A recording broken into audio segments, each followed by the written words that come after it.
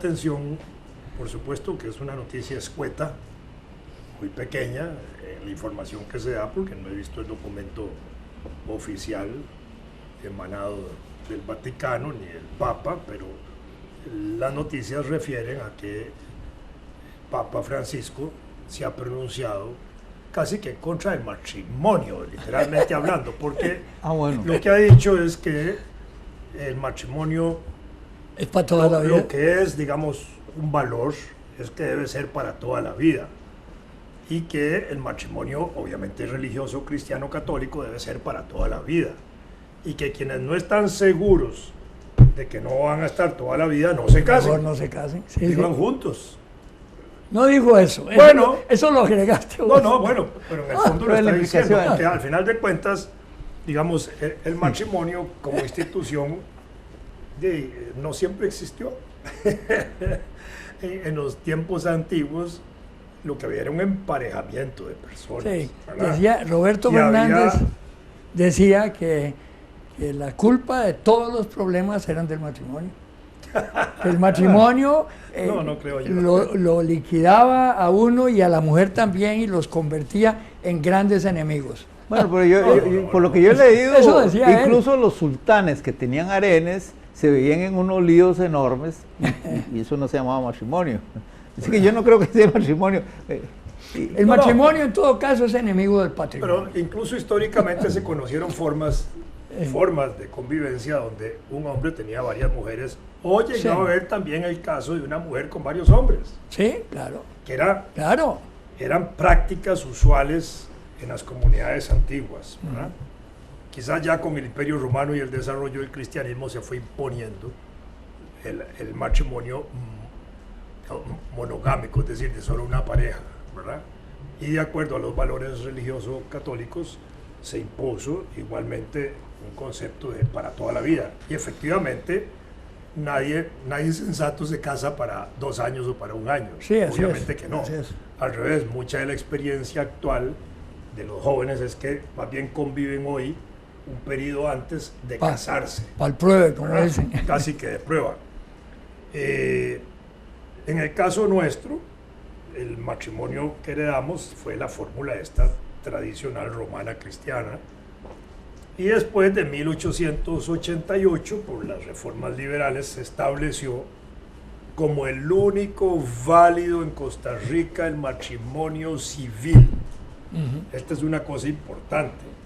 El matrimonio católico se sigue realizando, obviamente, por la práctica católica, pero no adquiere valor legal hasta que no se inscriba en el registro civil, y los sacerdotes pasan a ser, en ese sentido, auxiliares del registro civil. Sí. Ese es, digamos así. Entonces, alguien que se casa civilmente está bien casado.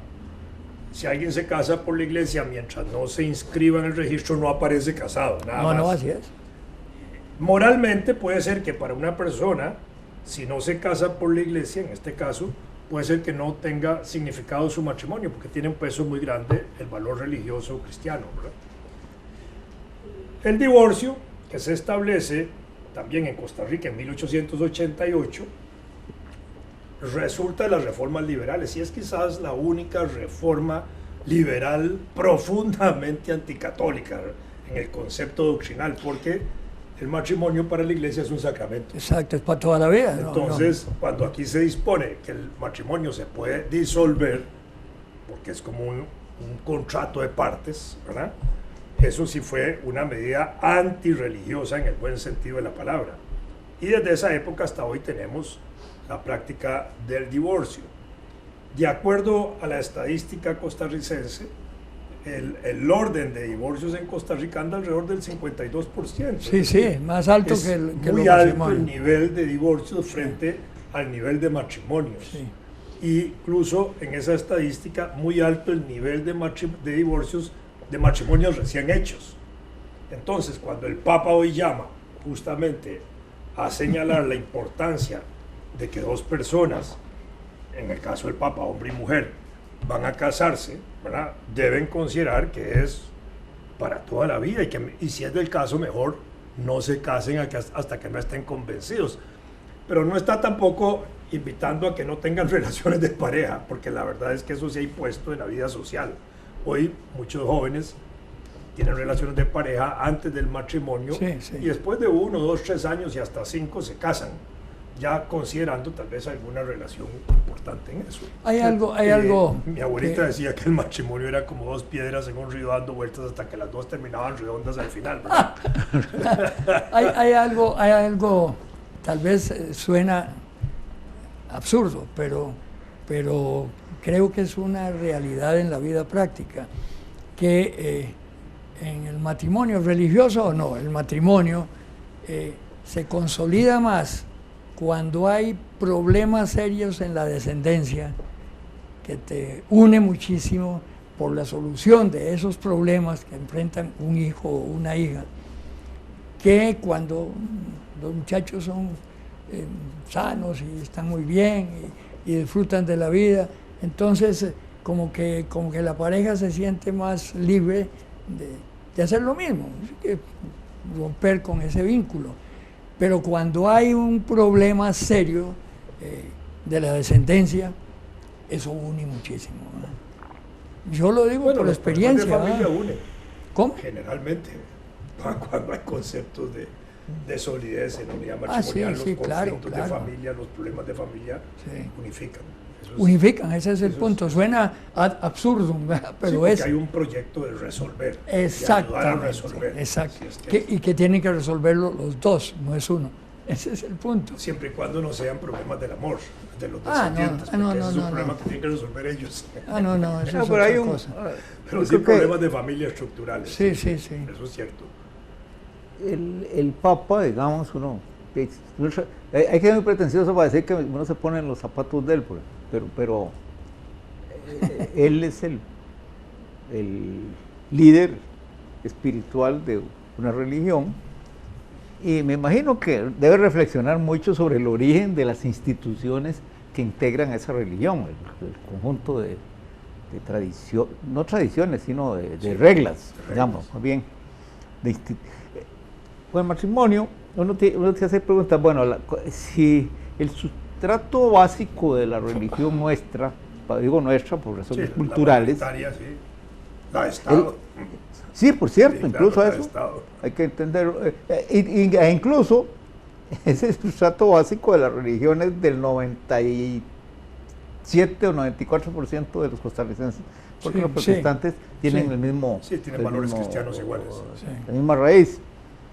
En la Biblia, uno se encuentra con indicios de que el matrimonio era poco institucionalizado. Vamos a ver, el episodio famoso de la casi aniquilación de la tribu de Benjamín, que se dio a consecuencia de un maltrato que le hicieron a un rabino en una de las ciudades benjaminitas, para decirlo así. Y entonces el episodio es notable, es muy importante en la historia de Israel, de la Biblia, bien contado. Comienza cuando un caballero extranjero no, un israelita no benjaminita que residía en ese lugar, recibió como huésped a un rabino. Y este rabino llega y como huésped en esa época, pues era sagrado en aquella residencia. Los vecinos vinieron a maltratarlo de alguna forma y acabaron, ahora lo curioso, aquí tiene como el matrimonio, matando a la concubina del rabino. El rabino venía acompañado por su concubina, así está. Sí. Entonces uno dice, bueno, ¿cómo es la cosa? Era un rabino. Y lo que traía era una concubina. Entonces incluso las palabras no son tan precisas. Y en otras culturas muy antiguas, como en China, pues las cosas andan por ahí. No sé si le dice, como nos aficionamos a Moyan, esa novela era que empieza con el tipo siendo torturado en un lugar muy raro que es el infierno. ¿Va? Sí. Y que después de alegar su inocencia, el jefe supremo, que es el diablo de ellos, ¿no? Claro. Después de haberlo torturado, lo habían achicharrado y todo, le daba el derecho a volver a la vida. Y vuelve como un burro. Pero en la historia lo que va contando es que él tenía una esposa que quería mucho, pero era estéril. Y ella misma le consiguió a una criada que sirviera de concubina y ahí nacieron unos gemelos. Y todo. Entonces, esa historia está también en la historia de Abraham. Sí, claro. Sara le trae. Claro. Entonces, esta cuestión del matrimonio uno ve que hay un acento fundamental en la conservación de la especie. Del patrimonio en la familia, para que haya hijos, para que lo hereden. Sí, exactamente. Es una institución civil, esencialmente. Totalmente, sí, claro. Después viene la religión y le pone sus reglas. Es una institución más que civil, es humana. Además, digamos, desde el punto de vista religioso, el matrimonio, digamos, eclesiástico se suspende con la muerte de uno de los cónyuges. Sí, hasta que la muerte lo separe. Hasta que la muerte que lo separe. Por supuesto, eso no sigue en continuidad, en trascendencia. Bueno, ¿no? Porque permite que el cónyuge sobreviviente pueda casarse. Sí, claro. O sea que en el más allá la poligamia es permitida. Exactamente, ahí yo exactamente, Fernando. El cuento va a ser un enredo cuando todo el mundo esté muerto arriba, ¿cómo es eso, verdad? Oíme, el problema más jodido de eso es cuando, digamos, se establecen los conceptos de pertenencia en esa relación matrimonial, cuando las mujeres, por el patriarcado que se impone, terminaban siendo la fulana de tal, eso. Que terminaba siendo como un objeto de propiedad, en el buen sentido de la palabra. Yo siempre gozaba con mis alumnos cuando alguna muchacha estudiante se presentaba con la fórmula de yo soy fulana de tal, yo el primer día de clases, ¿verdad? Entonces, incluso pasó con una amiga muy estimada y muy querida, la esposa de Álvaro Montero. Veía que bueno, Liliana Montero de Celedón, Celedón de Montero, y le dije, y su marido, obviamente los estudiantes no sabían quién era ella, no me diga que también se pone de Celedón, ¿verdad? Y cada vez la conmoví en ese momento y pasó a más, pero yo recuerdo dos casos. Mi abuela paterna, que mi abuela materna no era una mujer muy liberal en ese sentido, y fue Ofelia Rodríguez en vida, ¿verdad? Pero mi abuela paterna queda viuda y sobrevive a mi abuelo 50 años, ¿verdad? Ella vive en el 98, queda viuda en el 98 y muere prácticamente más o menos en el 96, casi 48 años lo sobrevive. Y se firmaba Carmen de la Cruz, o a veces Carmen viuda de la Cruz, ¿verdad? De la Cruz. Y mi suegra sobrevivió a mi suegro 20 años y fue Marta de Picado, ¿verdad? Y yo decía, ¿cómo es posible que dos personas como estas, tan queridas para mí, se consideren cosas, propiedad de un fallecido, de un muerto? Es decir, el muerto estaba ahí metido en la tumba, mis abuelos y mi suegro, y ellos seguían siendo propiedad del muerto. Eso era insólito para mí, es decir, como un concepto que rompía todos los esquemas. Pero eso lo entendía yo porque eran mujeres muy religiosas. Sí, y en ese sentido, ellas sí estaban en orden con el Papa toda la vida y a la muerte y la trascendencia. Pero con el Papa ahora no, ahora el Papa se liberó. El cuento aquel de la pareja, que se muere el marido, y la mujer quedó muy triste y tal y cual, y como a los 8 años muere ella. Y entonces llega supuestamente al cielo y lo ve allá y corre, le dice él, hasta que la muerte nos separe. Claro, todo eso se presta a mucha confusión, pero bueno, uno también tiene que